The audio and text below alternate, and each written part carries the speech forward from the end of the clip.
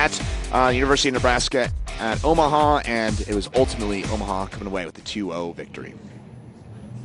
No score here after 45 minutes of play. Both teams back out there. Temperatures continue to drop. We're talking into the 20s right now here in Denver. That sun has gone down, certainly below freezing. You got a number of the players just out there in short sleeves. Credit to our crew here. Camera guys, yes. Everybody outside handling the elements here. Tip of the cap to everybody out there, because it is a cold one indeed. Second match of the day here. This one sent across field.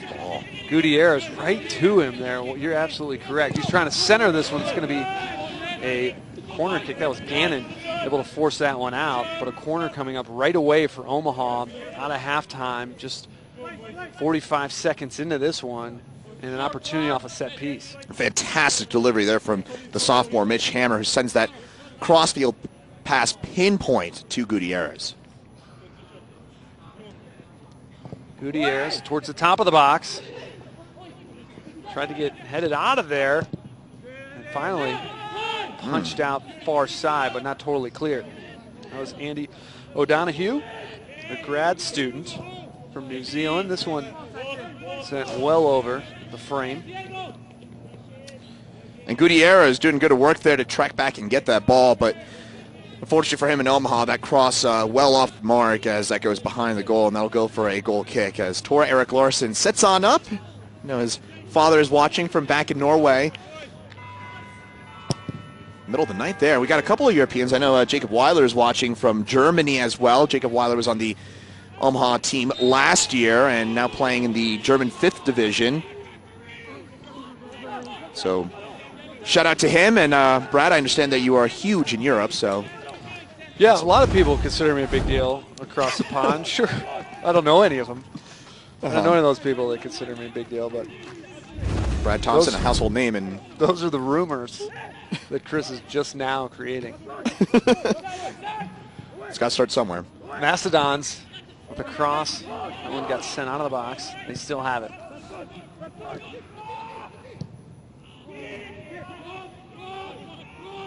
Schütz able to handle that one, no problem. Well, outside of the goal. And this Omaha side coming off their first trip to the NCAA tournament last year. They won that game in penalty kicks. We mentioned they lost at Florida International University out there in South Florida by a 2-0 scoreline, 2 early goals, and kind of did in the Mavericks there, and looking to go back for the second straight season, this time under Coach Bob Warming.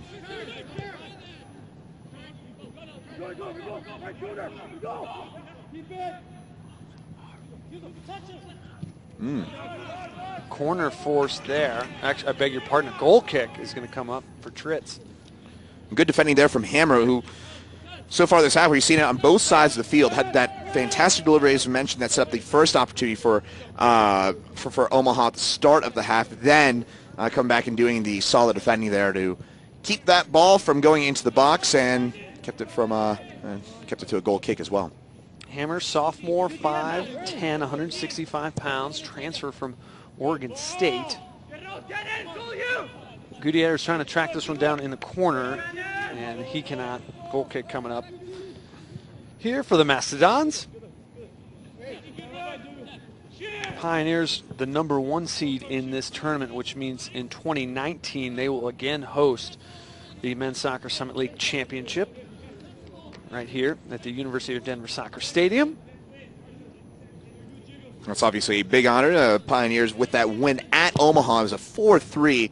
Reminder, the winner of this game goes on to play in Denver on Saturday afternoon here at the University of Denver Soccer Stadium. So the Pioneers will again host the tournament next year because of their 4-3 win at Omaha at Caniglia Field back on September the 22nd. That was a barn burner of a game. 2-0 Omaha lead, red card to Seth Rinderneck, and then the Pioneers come back, go up 3-2, then it's 3-3, then it's 4-3.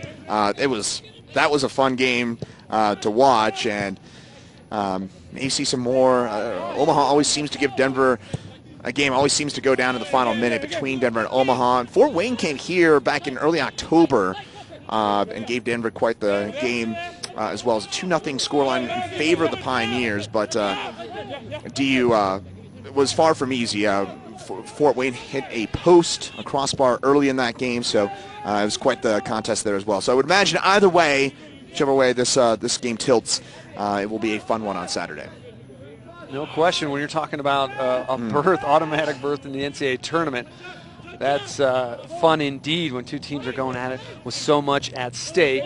And postseason play, things just ratchet it up a little bit more, right? You're talking about an elimination game between these two teams happening right now. Nobody able to get on the scoreboard yet, but one play probably can be the difference in this one. So neither one of these teams want to go home. They're not done playing.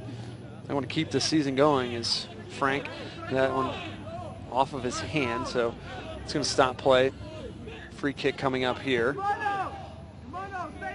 And this is Martin Vase, who's going to set up as Bob Warming comes on over. Bob Warming, his first season here as the Omaha head coach, a legend in college soccer. Home run hire for Omaha as they got him after spending several years at Penn State and Creighton. Creighton, of course, also in the city of Omaha. Coach Warming went to Berea College. That's in Kentucky, graduated in '75. He played 4 sports in college, not just soccer. He was a goalkeeper. 28 2-2 in his career as a goalkeeper, by the way. Wow. But golf, tennis, and swimming as well. 4-sport athlete. Are you kidding me? This one's sent into the box over the head of everybody there. 4 sports in college. Wow, that's, one is playing one sport in college. How do you manage your time there? I mean, how do you, talk about somebody who just has a knack for picking up sports, right, Brad? I asked him which sport besides soccer was his favorite, and he didn't tell me which was his favorite, but he said he hated swimming. They need somebody, swimming coach approached him, they needed somebody to swim the 50 free, and he could do it. He could swim it, but he said you had to be in the pool at 5:30 a.m., and that was too early for most college students to be in the pool. So he was a joy to talk to. We shared a bunch of stories yesterday, and including how he ended up at Omaha after being at Penn State, and he had just renewed a contract or signed a 3-year extension at Penn State, and he was going to have a grandchild. And once that baby girl, his granddaughter, was born, he held her for the first time, and he said, "That's it. I'm done. I'm done working in Penn. At Penn State. I'm going to retire." And his daughter was living in Omaha, so him and his wife moved to Omaha to be with their granddaughter, and he lasted 59 days in Omaha, and Jason Mims, and things worked out, and the opportunity for him to become the head coach there all worked out. So that was the short version, which he gave me a little longer version, but I was trying to edit there for purposes. But what a story. Absolutely. The granddaughter, the key player here, making that really decision for him and his wife, and then less than 2 months later, he's the head coach at Omaha. And frankly, between the grandchild, Coach Warming, and Omaha, talking about a win-win-win there. Omaha losing Jason Mims, who really built this program from the ground up from their transition to Division I, goes to Real Salt Lake, and he's working there in Major League Soccer now as Jason Mims. And then Omaha obviously left without a coach. We talk about kind of a match made in heaven there, a home run hire for Omaha after losing the guy who had built this program, but certainly a legendary name in college soccer in Bob Warming. And he's in the Omaha Hall of Fame, the City of Omaha Hall of Fame. That one's cleared out of there by James Lamb. He coached 2 different times at Creighton, and so he's done a lot in the community and a lot there in Omaha, so people knew him so well for his time at Creighton and ending up in the Hall of Fame there at Omaha, and now he's at the University of Nebraska, Omaha. This one's sent across. It's going to be cut out of play there. That was O'Donohue, a grad student from New Zealand. Been there 6 years at a number 2 medical redshirts for O'Donohue. And so He has graduated already. He's a captain. He played that one out, forcing this is going to be a corner now. Got a shoe issue. Uh-oh. Those could be troublesome with temperatures like this. Using your hands and your fingers at this point without gloves, as this one was on the head of Hugo Ihluk. Had a chance there, a freshman from France. Oh, he was there. He was there. And you saw him, I don't know if you saw on the telecast there for those of you watching, but you'll see it here in just a second. He smacks the ground down in frustration. Yeah, you see it there. He kind of gets frustrated with himself. He had the open look.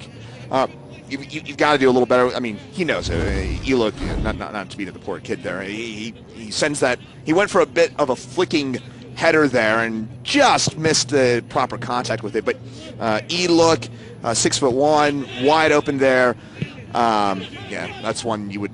He wants that back. You could definitely tell by his reaction that's not how he intended to play it. This is going to go against Omaha.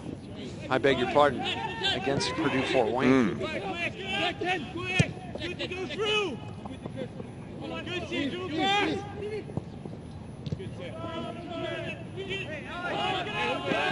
Tom with a nice play there, able to take it away.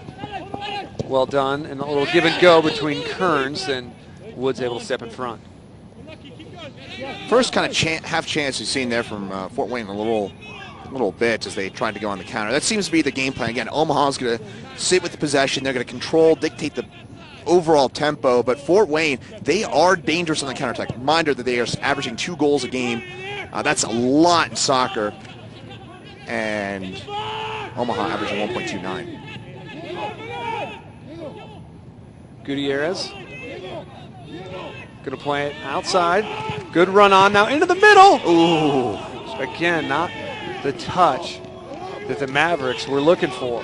And that's a good feed right into the middle of the box. It's Bautista who gets on the other end of that one. Just doesn't get the power. He had the direction. Where that ball was headed was into the corner, but Bautista, I would imagine he wants that one back, and we're going to get another. We were going to get another look at that one. But Bautista with that shot, the junior from Spain, from España, coming close to putting that one into the back of the net. Bautista able to draw a foul there, and going back to that last chance. All right, let's take a look at this one here. So it's a nice ball through from Gutierrez, finds it to C, and yet again he's kind of open. Let's see. He's actually fairly open there. I mean, he's got a clean look. That's a tough.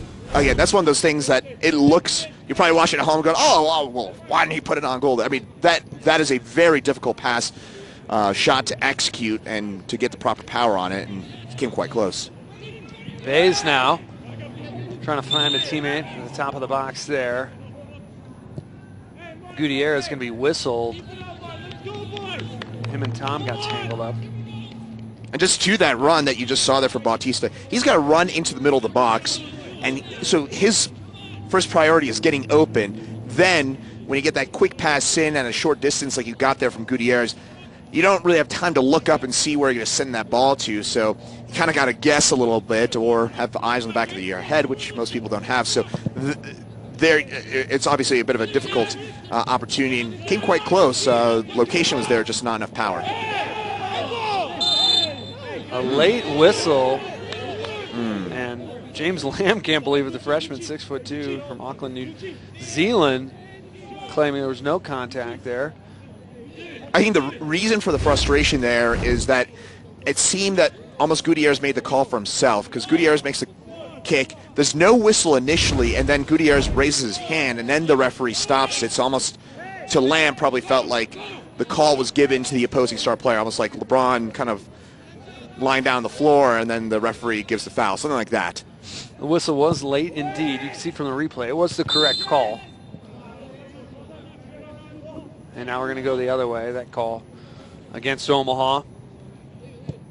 And Lamb, for good measure, had the thudding header out of there, so no harm, no foul there. That's literally speaking. The response you want, right? Yeah. Got an unfortunate bounce there. He didn't let it bother him. Able to jump up and make that play, that header. Long ball all the way down. Macedon's had a chance there. Kearns couldn't quite get the touch on it to control it. Now this one's played out. Throw in coming. For two teams who scored a combined 5 goals last time out, this has been a slightly different game. It's more, the chances have been there. More kind of, I would say, a cluttering of half chances, and I would say 1 or 2 pretty good chances, but no crossbars, posts, diving saves, really. We haven't really seen that much. And you look at these two teams on paper, again, Purdue-Fort Wayne scoring 2 goals a game on average, giving up nearly 2 goals a game, and Omaha exactly even. They've scored 18 goals, given up 18 goals, 1.29 goals a game. You would expect these two teams to kind of go at it. They combined for 5 goals last time out. We just haven't seen that a lot. Again, championship tilt or postseason tilt here, so a lot more on the line than usual, and that may be playing in.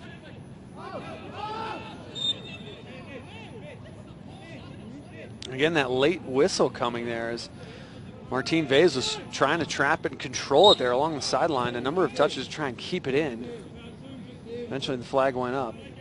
And there's his compatriot, Romain Lopez, from the south of France. Vez is from the north, from Caen, which is far northern reaches on the southern edge of the English Channel. And then Lopez is from Caen, which is the south, or from Cannes, from the film festival location right near Monaco.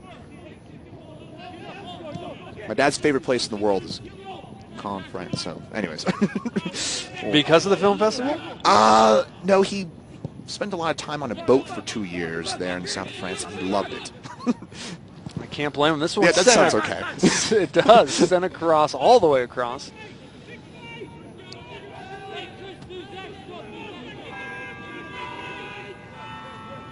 So, yeah, confusing, by the way. Caen is in the north, which is C-A-E-N, and then Cannes, which is the film festival, which is in the south, C-A-N-N-E-S. And also, by the way, I should mention that Hugo Tritz, the goalkeeper, is from Metz, which is in the east of France. Because of my aforementioned dad, I've spent a lot of time in France and have gotten to know rather important facts like exactly where on the map those places are. Thank you for tolerating that. Needless to say, a number of international players for both teams out on the field. It's kind of one of the fun, isn't it? One of the great things though about soccer is you get so much international flavor sprinkled onto one field. I mean, think about all the miles being covered here. You got 2 center backs from New Zealand, players from France. I mean, I'm missing on half the players. Spain, Australia, Indiana, Nebraska, all on one field. It's pretty cool. Certainly what's unique about soccer in general. No question. And Chris, having played college football, different variety of football, and all my teammates were from the States, right? So, you see, and it's even beyond it, not just on the field, it's what that brings together as teammates and lifelong friends, right? The people you went to college with, and those relationships and those connections, and how much you stay in touch, and where that leads to, whether it's traveling abroad to go see friends or all of that sort of thing. Spencer Brown, a former player from Scotland, Coach Harper was telling me for the Macedon, saying, guys go over to visit him all the time. Really? And he's got a good connection with a lot of these guys on the team. So it goes beyond soccer, certainly. And to your point, one of the great things not only about college athletics, but soccer in particular, is the international influence on the game and just the things off the field. These student athletes, how much time they spend together traveling throughout the college season and training and preparing and working hard in the weight room and all that kind of stuff.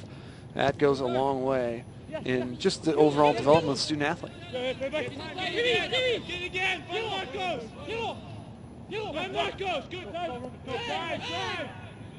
Omaha, the more decisive team here so far, and as I say that, Hogeland taking it the other way.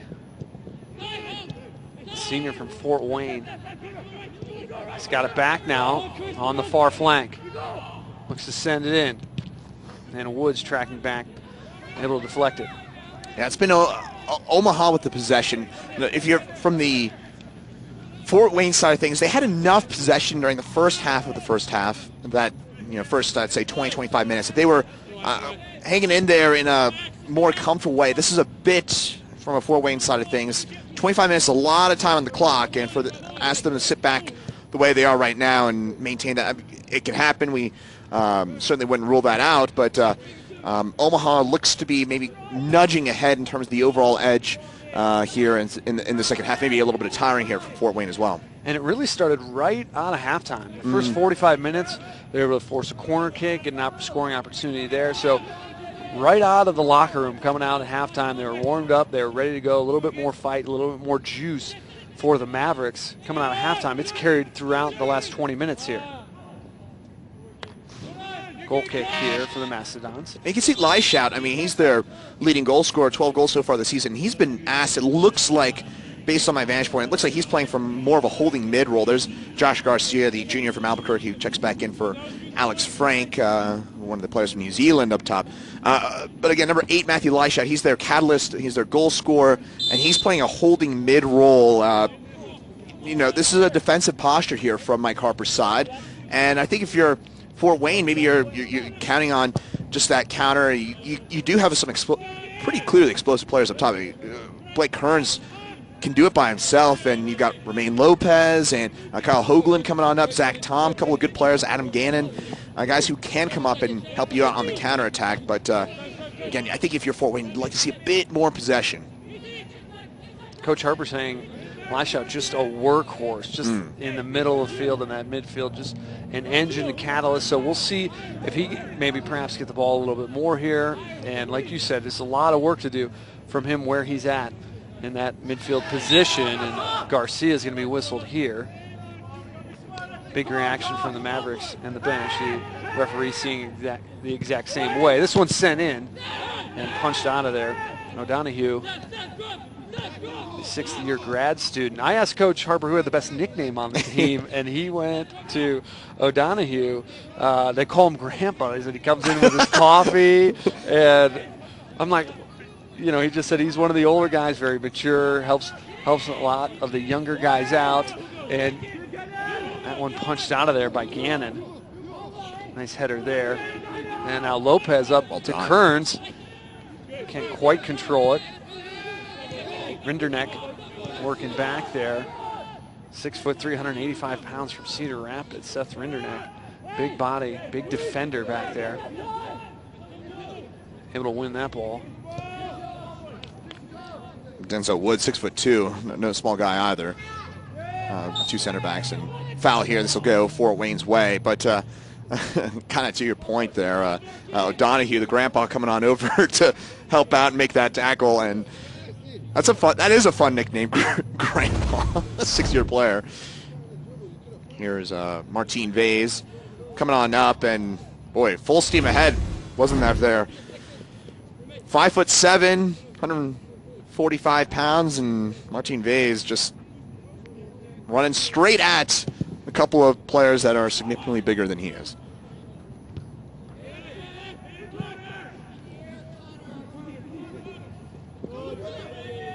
Macedons trying to get something going here, trying to break through. Tom strong on the ball there. A shot from the outside. It's spinning and bouncing, but no trouble for Tritz. Couldn't tell if it got deflected there, but thought that was looking like a good shot initially, but watch here on the counter. Gutierrez and the Mavericks quickly the other way. Nifty move there. Trying to get past another defender. Is able to, puts it in front, and then O'Donohue able to punch it out of bounds there, kicking it back behind him to force the corner, but you could see the individual effort and talent that Diego Gutierrez has there, although he's limping now. And here's another look at this. So Gutierrez really is the game changer. He's their dynamic offensive talent, and you see it here. Beats that not one, and you'll see it here coming up. Another nifty move to get around a second player. Gets the cross in, and well defended there by Andy O'Donohue and James Lamb, both back there on the ball, but it's Gutierrez single-handedly winning this corner kick, and let's see if he can do something with this set-piece opportunity. Noor Hamadi, 17, checked in there. This one not getting past Tom, punched it back to Gutierrez. Let's see if he sends it in again. He does. The shot there, it's in the back of the net. Omaha on the board. And what a volley there from the Frenchman, Hugo Elook, who sends that one into the back of the net for his first career goal. How about that for the true freshman out of Paris, France? That is a fantastic volley. It looks like it deflects off of Rinderneck, goes into the back of the net, and Omaha getting the goal that they've been pressing for the last little while. Deflects. Rinderneck went up high, it went over his head. Elook with the touch. Goal for Omaha, they have the lead.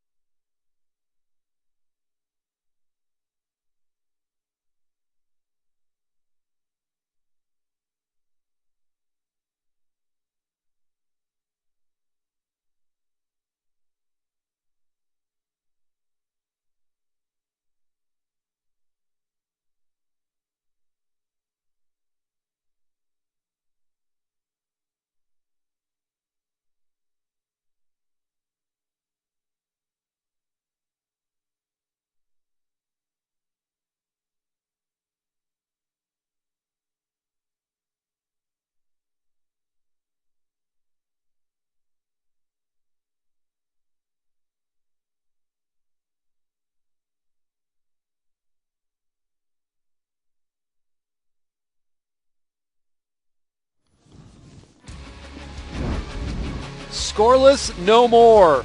Hugo Elook off the deflection and in.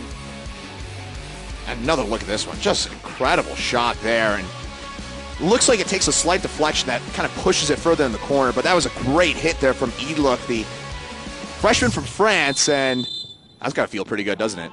He's feeling it. He feels warmer now than he did 2 minutes ago. I'll tell you what. Able to get the Mavericks on the board. It's what Omaha has been playing for this whole second half. They've been the aggressor in the second half. They've been pressing the issue, and they've had some chances, perhaps another one here. Vay's trying to get there, able to control it, now plays it back. Bautista, now all the way back. May see this game. I'm sorry, I was going to say, Brad, you may see this game open up a little bit now that Fort Wayne's going to have to push for a goal here. We're getting a little low on time, a little less than 20 minutes. Not totally down to the wire, but you may see this game start to open on up a little bit. But once again, it's Omaha continuing to control the possession, at least right out of the goal. And on a cold night like this, that's really going to energize their team. Obviously, they've got the momentum, they've got the energy right now. So Purdue Fort Wayne's got two challenges here. One, they've got to get on the board, but this team's feeling they got a little more pep in their step right now. They're warmed up a little bit after celebrating like that.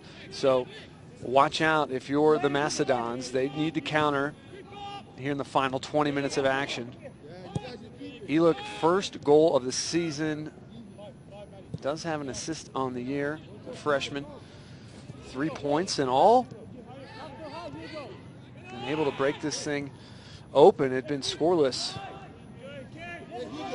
for 65 minutes, 70 minutes of action.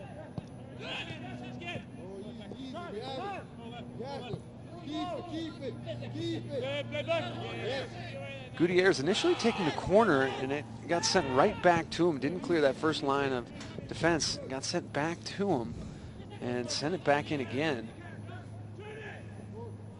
Rinderneck went up high. 6'3" defender to try and get a head on it. It cleared him. It went over him. And then Eluk with the opportunity and deflecting off a defender. Now, Vase with some speed. Well done, O'Donohue there. A beautiful tackle. Able to get the ball back for his team. And clearly a clean tackle there as it got all ball. You almost heard it. You could hear the ball just being taken away there. Good tackle there from O'Donohue. Leishout, captain for Purdue Fort Wayne. He has it at midfield. We haven't called his name enough if you're the Mastodons. You want him to have the ball at his feet and make plays, be creative, set things up for his teammates, or score on his own. The leading scorer coming in. This time he's chipping it up ahead. Now the pressure's on a very senior-laden Fort Wayne side. Leishout, you've got Kearns, you've also got Lopez as well as O'Donohue and a couple other players here, Zach Tom, Adam Gannon, who are all seniors. So playing literally now for their to continue their collegiate careers a game longer. Now starting to get down to about a quarter hour left if they don't score. But with that said, older team, experienced team, they're up against it certainly, but a team that's been in this situation before, so they, Coach Harper can lean on and say, guys, we've had experience. We understand what we need to do. We've got under 17 minutes to go here. Plenty of time left. Don't panic. Don't make any errors defensively to make it 2-0 while trying to get the equalizer.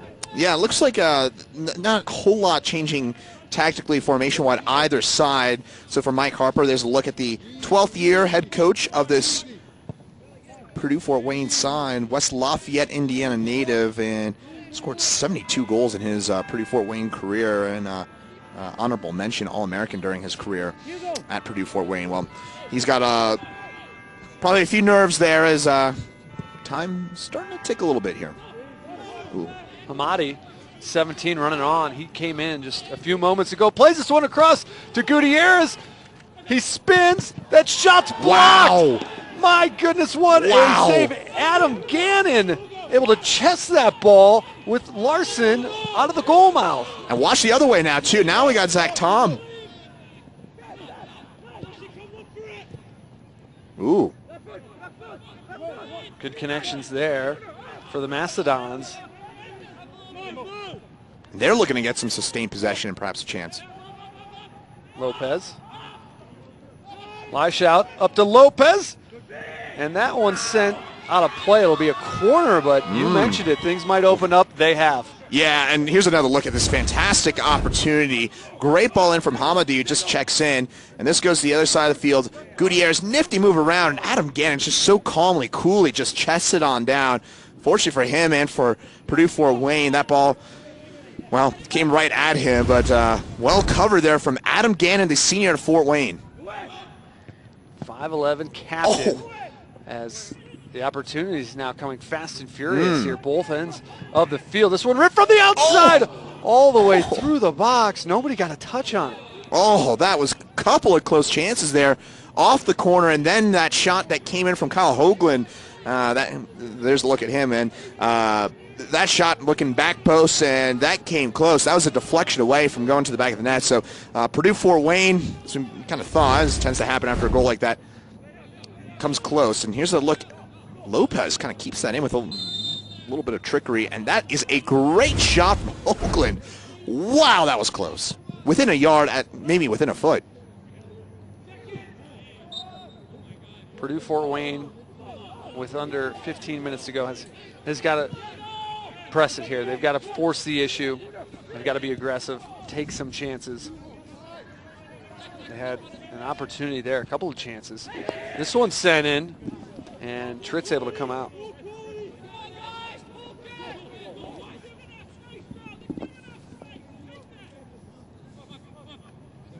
Ugo Tritz, the junior keeper, blasts that one out of there, punting it across midfield. Lamb went up high, and Larson now able to play it into the box.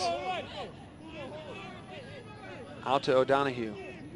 By the way, I understand that goal now going to be credit to Noor Hamadi for deflected off on that shot there from Eluk. But so Eluk doesn't get the first career goal, but for Hamadi, this is his 6th career goal, and he gets that here in a very critical time. It deflects off him into the back of the net. Ooh, chance here. Gutierrez and Eluk will be credited with the assist. One each, so Eluk not his first career goal, but 2 assists now in his career. Counts for something. Gutierrez with another point. 7 assists on the season. He now has 21 points.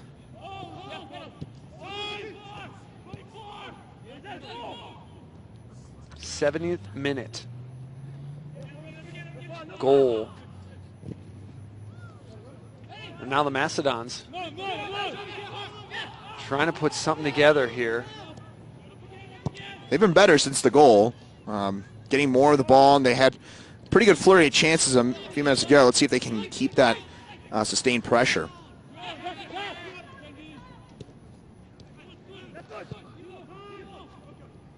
Played out wide. That one popped up on Garcia. Offsides ruled against Josh Garcia, the junior from down I-25 from Albuquerque, New Mexico, and seen him get quite a few minutes here in the second half. With that said, Coach Harper sending a couple of reserves. Subs coming into the scores table. One waiting there to check in for Omaha. Imagine you'd see Alex Frank come back in. He's one of their goal scorers up top. He's got 4 goals so far this season, and perhaps another player to watch for would be Chris Baranowski, who has 3 goals and 4 assists as well. Both aren't on the field right now, but I would expect they'll check in here.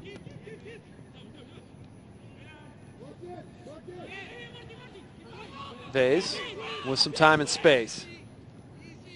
Back to Bautista. He had to slow down his run on the far wing.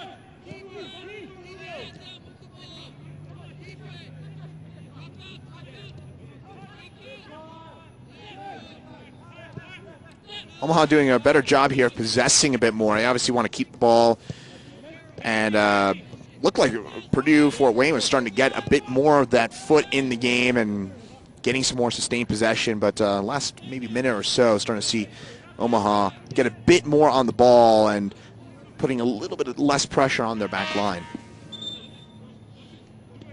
Subs coming in, 1 for Omaha, 2 for Purdue Fort Wayne.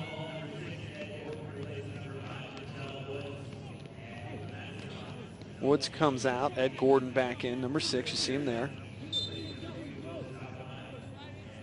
It's Baranowski and Frank in for Purdue Fort Wayne. As I mentioned, those are 2 of their goal scorers. So they're bringing in for a final 10-minute spurt. So they're going to push a little higher up. I would imagine you're going to be looking at maybe a 3-man back line here for the Mastodons as they go for goal. And there's Frank right off the bench looking for it.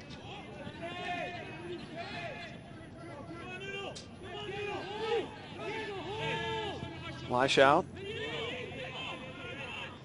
Surveys the field. Now plays it across.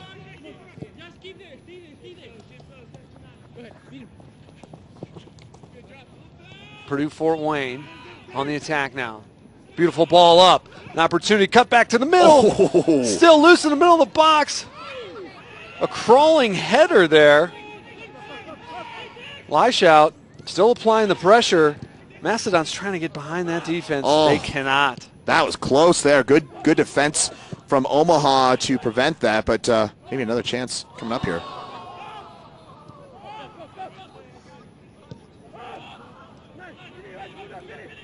Purdue Fort Wayne has got to force the issue, create these chances, even if it's sacrificing a little bit defensively.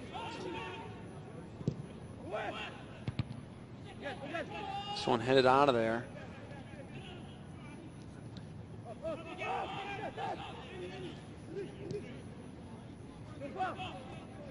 Just over 8.5 minutes to play, running out of time. The 70th minute goal. This one from the outside, Tritz right at him and able to play it cleanly. Better here, though, from Fort Wayne, and as we mentioned, we're going to take another look at this header, or how this kind of goes on up and how close this came. So it goes just behind Kearns. Kearns fighting with Rinderknecht, who's on the ground. And here's another look at oh, ouch. That goes off of Baranowski. The clear there from Eluk, obviously not intentional there from Eluk, who was just trying to get the ball out of there. Baranowski able to keep that one alive, sends the crossover. More possession. Lopez now, watch out. He's got to step on a defender, tries to cut back. Tritz there to make the save. And things are getting more and more desperate for the Omaha defending there, but well done there from Tritz, who comes well off his line, cuts off the angle, and look at this beautiful run in from Lopez. The Frenchman making the save on the Frenchman there, as Tritz is the one who gets the blocking save. Well done there as he stops that ball from tying this game on up, but Purdue Fort Wayne really turning things on up here. Last few minutes, as Eluk is the one who's down. He's the one who had the assist on the goal a few minutes ago. Teammates coming over to check on him. He looked like he was going to try and get up there. Now help to his feet. Rinderknecht just pushes him away. He says, all right, you're fine, get out of here. We need another look at what happened here. So let's take a look at this one. And Eluk and Tom. It looks like maybe Tom left the boot in there a little longer than he had to. And we mentioned this. The bottom of those shoes, bottom soccer shoes, they're not fun. They're not a whole lot of fun. Those cleats hurt. You feel that. Eluk will have some black and blue mark on him sometime, I imagine. Denzel Woods. There's a look at him, the senior captain. I think he's checking back in as he was getting a few minutes of rest, but with Eluk coming off the field, Woods back in. I'm sure the senior Woods wants to be out there. Senior captain trying to come up with the equalizer here. If they don't, could be the final few minutes of his collegiate career. So wants to go out in a big way. This one's sent across, all the way across now, and Purdue Fort Wayne applying the pressure, and they're coming up with some chances here, some dangerous times for Omaha. Not sure where this was, but all out here from the Mastodons. Still 7 minutes to go, so if you're an Omaha fan, your fingernails get pretty thin here in the next couple minutes. This keeps going. Nice tackle there, though. Lopez on that last chance. I mean, showing off the speed. Why? He's a special player, gifted with speed and creating opportunities for his teammates. As Tritz is going to hold on to that one for as long as he can. 6-3-1 as a starter. We talked about Omaha 6-7-1 overall, but when in games he started, his record 6-3-1. So an improved record when Tritz is out there. It's pretty good. Tritz played for the U17 France national team. It's a pretty cool accolade for a young man from Metz in the east of France. Watch here. O'Donohue, we talked about being out there 6 years, a ton of perseverance coming back from 2 medical red shirts, but you saw, we were joking about the nickname, very calm and collected there, made the play, got the outlet pass. So there's no problem here. We're still pushing it offensively. Watch here. Watch another chance. Cross sent over and just pushed wide the near side. Oh my gosh. Oh wow, I thought that was it. That's a beautiful ball in there. Baranowski's right there. By the way, off the camera, Torek Larson dived down the field. Thought that was the equalizer, as we did we. That's a wide open header there from Baranowski. Great ball in from Frank, by the way. What a perfect pinpoint delivery there from Alex Frank. And Baranowski's there for the, or you thought he was there for the equalizer. Oh boy. Chris Baranowski, that is about as close as it comes. The sophomore out of Schererville, Indiana, nearly making his 4th goal of the season, which what would have been the most important one. Oh, that was close, but hey, still almost 5 minutes to go here. Chris, you talked about it when the subs came to the table. You said Baranowski, offensive guy, can make things happen, and nearly the equalizer there. That was actually the substitution connection. It was Frank and Baranowski who came on, and they obviously had the connection there. And wow, I don't know where this was the first 75 or so minutes, but yeah, Purdue 4-way. This is what we kind of thought we'd see from them, at least a bit more, but kind of went to a very defensive shell frame, and now we've seen that shell let loose, and Purdue 4-way. This is a fun team to watch right now. They are pushing, and again, I know there's a lot of Omaha fans. I know there's a lot of you friends out there in southeastern Nebraska, and I know you've got some fingernails that are getting a pretty good workout right now. Clock continues to tick down. An elimination game, the second semifinal here from the University of Denver. Winner of this match takes on the number 1 seed Denver Pioneers on Saturday at 3 p.m. Mountain Time. There's a lot yet to be decided here in these final 3.5 minutes, though. Things have really picked up, as you would imagine, desperate times. You got to leave it all out there. And Purdue Fort Wayne right now, we talked about forcing the issue. They're doing just that. They're giving everything this back line for Omaha can handle right now, but a chance the other way. Can he make it 2 goals? Larson is there to scoop it up. Credit Lamb for getting back as well and slowing down Hamadi. All right, here we go, back the other way. Less than 180 seconds to go now. Oh, too much expected there on the cross-field pass. Just a reminder, if there is an equalizer, that we do go to those 2 10-minute overtime periods. Joey McCain, the junior, played a lot first 2 years, junior out of Omaha, comes back into the game for Hamadi, and again, we do go to those 2 10-minute overtime periods. Should we see an equalizer here from Purdue Fort Wayne?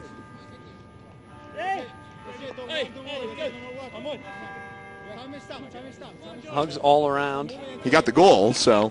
Absolutely, off the deflection. He is officially credited with the goal. That was a change from Elook. It's just a few minutes remaining. I've got to talk about Bron Pfeiffer, associate head coach for Purdue Fort Wayne. He played there. He was a Macedon through and through. He is retiring. Talk to the team about that. Retiring his 11th year as part of the staff at Purdue Fort Wayne. And so the Macedons are going to need one here to keep his career going. It's a good mention there. This one played across. Looking a little bit more dangerous. Ron Pfeiffer there, former Macedon player, now associate head coach. Retiring at the end of the season. What a great playing and coaching career he has had. Tip of the cap to you, sir. Absolutely. Best wishes. And what a connection there when you're talking about Coach Harper playing there, Coach Pfeiffer playing there before him. But those two guys for so many years doing such a great job with Purdue Fort Wayne. And Coach Harper will still be there. That's not going away. It's just Coach Pfeiffer there. So good luck during retirement. Hopefully, for your sake, Coach, you have a few more days of being a head coach here. But the Macedons, now under 90 seconds, have got to go. See if they can extend it. Ooh. Physical play. Very physical. But if you're the Macedons, you got to do anything you can right now. Yes. You don't have any time left. If you have to be physical and hope you get a break from the referee or whatnot, you got to go for it. You got 65 seconds to play with now.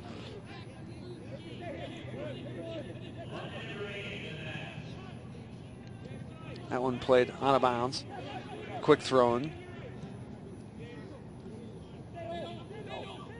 Final minute of action unless the Macedons can come up with some magic. Perhaps it's here. Passing in tight, and then the flick on there. Nobody in the neighborhood for the Macedons.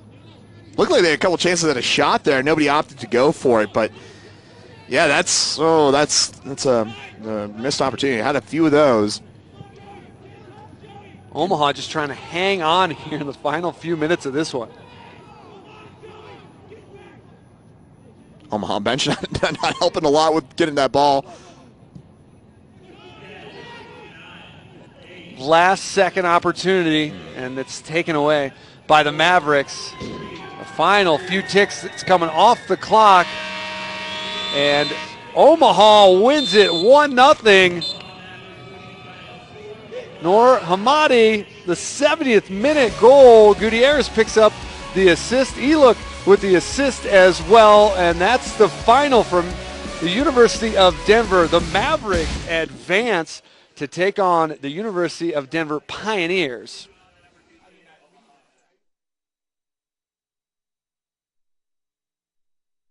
Yeah, I got no count there.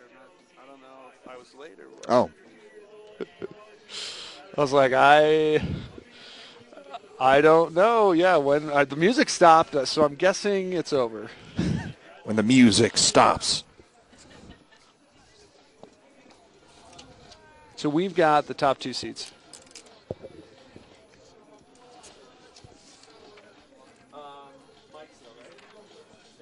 Okay.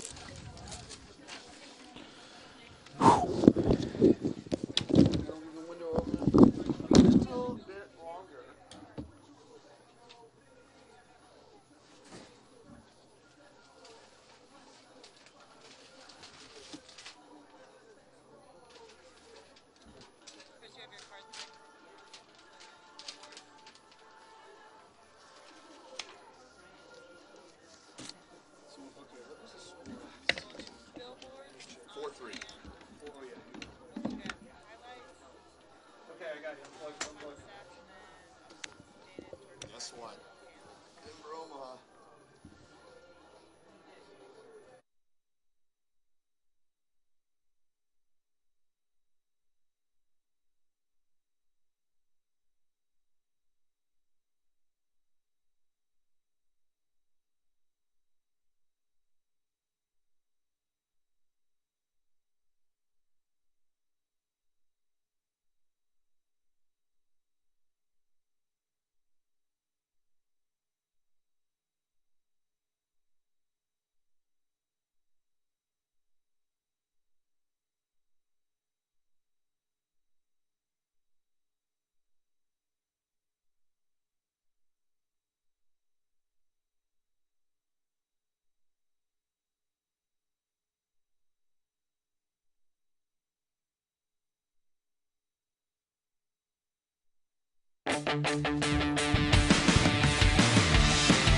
Summer League Soccer on Altitude has been brought to you by Pepsi, the official soft drink of the Denver Pioneers.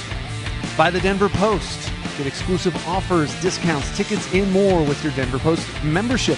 Visit denverpostmemberservices.com for details. By Centura Health.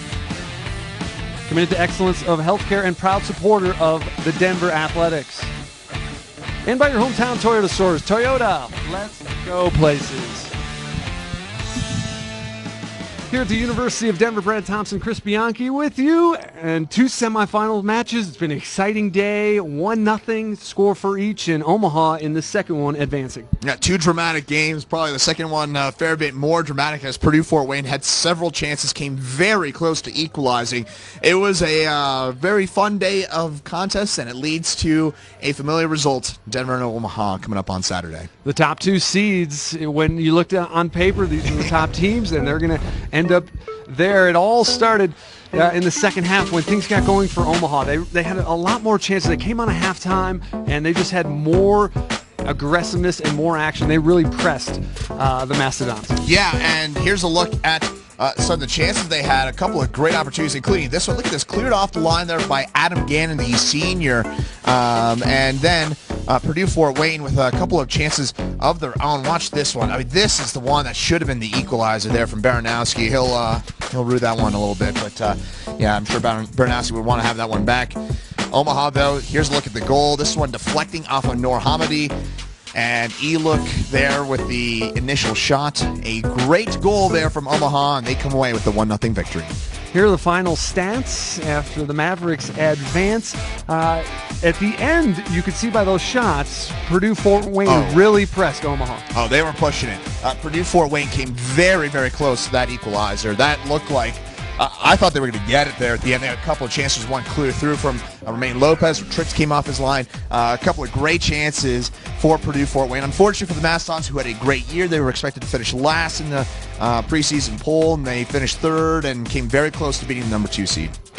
In the end, it's Omaha that advances, and they're going to take on the Denver Pioneers, the top 2 seeds. You see it there, 3 p.m. Saturday. It's been a terrific day of college soccer here with Summit League Championship, and in the end, we've got Denver and Omaha. Third straight year that we've seen that. Denver and Omaha will meet. Last year, of course, it was an 11-round PK shootout.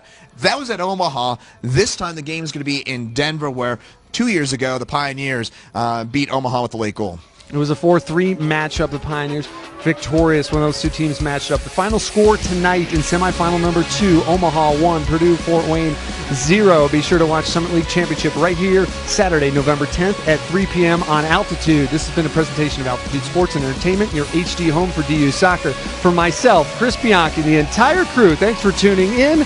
Don't go anywhere. We've got more action on Saturday.